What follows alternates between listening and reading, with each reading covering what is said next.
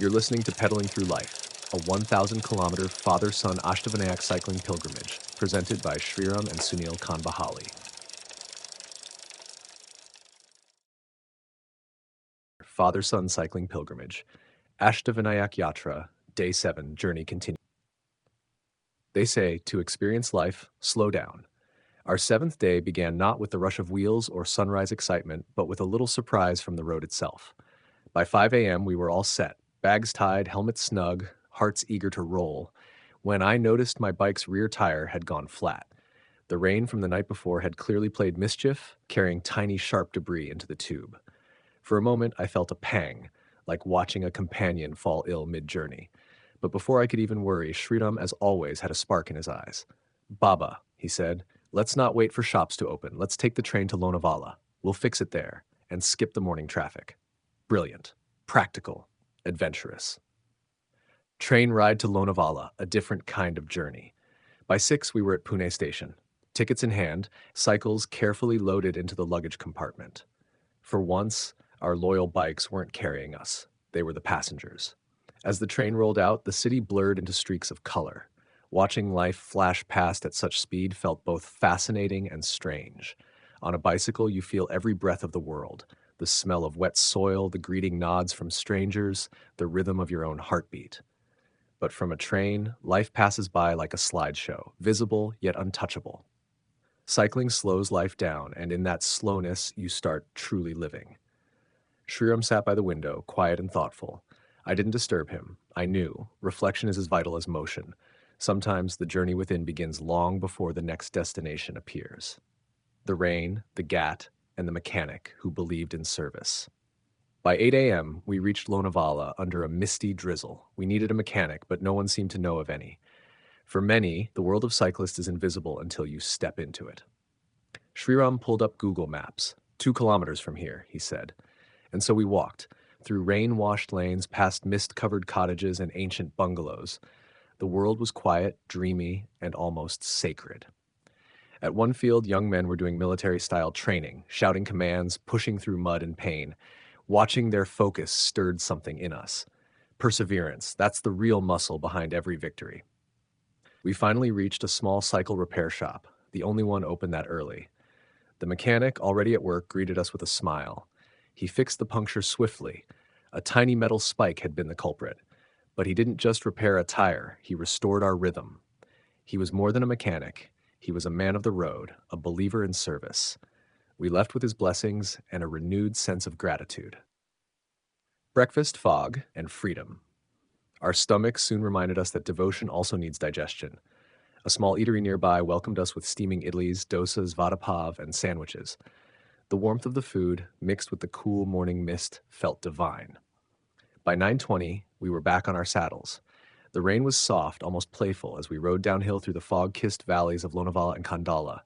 The air was rich, cold, fragrant, and alive. Clouds wrapped around us like gentle arms. Every few meters we stopped, for tea, for photos, or simply to breathe. At one small stall, a woman offered us hot chai. As we sipped, she spoke about her life, how the rains hurt farmers but brought more travelers, helping her keep her family afloat. Her words carried gratitude wrapped in simplicity. That cup of tea, under rain, fog, and compassion, became one of our sweetest memories. People of the road, wisdom and warmth. Further downhill, an elderly man waved to us with joy. He lived nearby, helping his daughter-in-law sell roasted corn to tourists. His stories were simple, but his peace profound. Between bites of corn and laughter, he reminded us that true wealth is not in possessions, but in love, faith, and honest work. As we continued, the mountains turned into poetry. Waterfalls cascading like silver ribbons, fog drifting like silk, and valleys echoing laughter. For Sriram, this stretch became the heart of our journey. For me, it was the joy of watching him live it, not just ride it. Mahad, the grace of Sri Varad Vinayak. By afternoon, we reached Mahad, home of Lord Vinayak, the 7th of the sacred Ashtavinayak shrines. There was no exhaustion, only peace. Standing before the deity, our hearts were still. The temple was quiet, and the lake behind it mirrored everything: sky, trees, and devotion. I thought to myself, to truly see yourself, be still like a lake. When the water is calm, it reflects truth. When disturbed, it shows illusion. Soon we met Mr. Rajendra Badgujar and the temple trustees. Among them was Mr. Joshi, a cyclist from Thane. Overjoyed by our journey, they blessed us and offered sacred prasad, sweet lapsi, food for both body and soul. Their warmth was a reminder faith connects faster than words ever can. Onward to Pali, the final stretch beckons. With hearts full, we began pedaling again. Toward Pali, home of Lord Ballaleshwar, the final stop of our 1,000-kilometer pilgrimage. The road turned poetic, green valleys, sleepy villages, the monsoon mist hanging like a hymn over trees. We rode mostly in silence, speaking only through smiles. Soon, the Konkan highway opened wide before us, smooth, fast, busy. But somehow we missed the slow village roads, the ones that taught patience, humility, and the value of small joys. Truck drivers passed us waving or honking encouragingly. Respect on the road, a rare gift. As we passed Imagika Park, Sriram's eyes lit up. We had once planned a family trip there, but never went.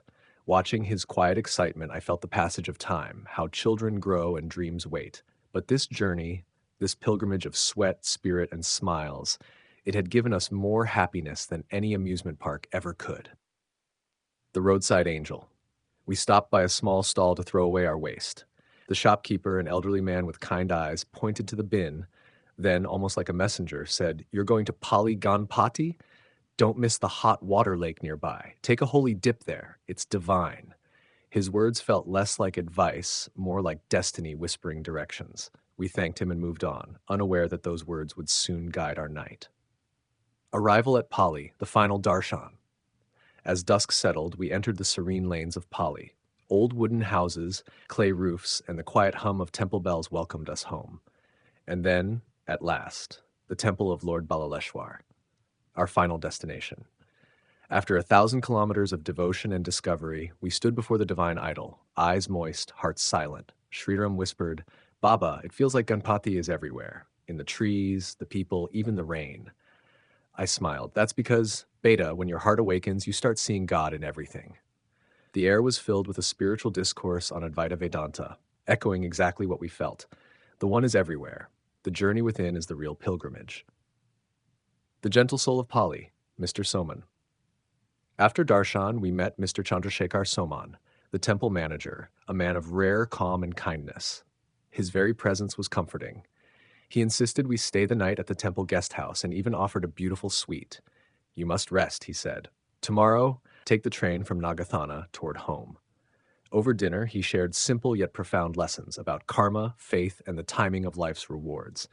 His humility reminded me of saints from scriptures, ordinary in words, extraordinary in wisdom. The mysterious hot water lake. Just as I was ready to rest, Sridham reminded me of the lake the old man had mentioned. It was dark and late. I hesitated, but his enthusiasm was unstoppable. "Let's go, Baba. We can't end our journey with a maybe." So we went, towels packed, hearts curious. But fate had one more surprise. My rear tire went flat again. A local mechanic checked inside. The tube was gone, replacement needed, but he didn't have one. Then with a smile, he said, "Take my cycle. Visit your lake. I'll fix yours while you're away." A stranger trusting us with his own bicycle. Pure faith in action. We rode through the dark, guided by faith more than light. The road wound through fields and forests, at times eerie, at times peaceful. Finally, faint lights shimmered ahead, and there it was, the hot water lake. We stepped in, and instantly warmth wrapped around us like grace itself. All fatigue melted away. The water soothed every cell, every thought. Science might call it geothermal heat, but to us it was divine energy, nature's way of saying, "Well done." The night of gratitude. By the time we returned, our bike was fixed. The mechanic's trust had been rewarded and ours reaffirmed. At the temple dining hall, volunteers served us hot prasad. We ate in silence, hearts overflowing. Later, as we lay in our comfortable beds, rain tapping gently on the window, I whispered a thought that had formed within me. The end of every pilgrimage is not in reaching the temple, but in realizing that the temple was always within. That night, the rain sang us to sleep, a lullaby of gratitude for two travelers who had found not just the road, but themselves. You've been listening to Pedaling Through Life, a 1,000-kilometer father-son Ashtavinayak cycling pilgrimage presented by Sriram and Sunilkhandbahale. The journey continues. See you on the next ride.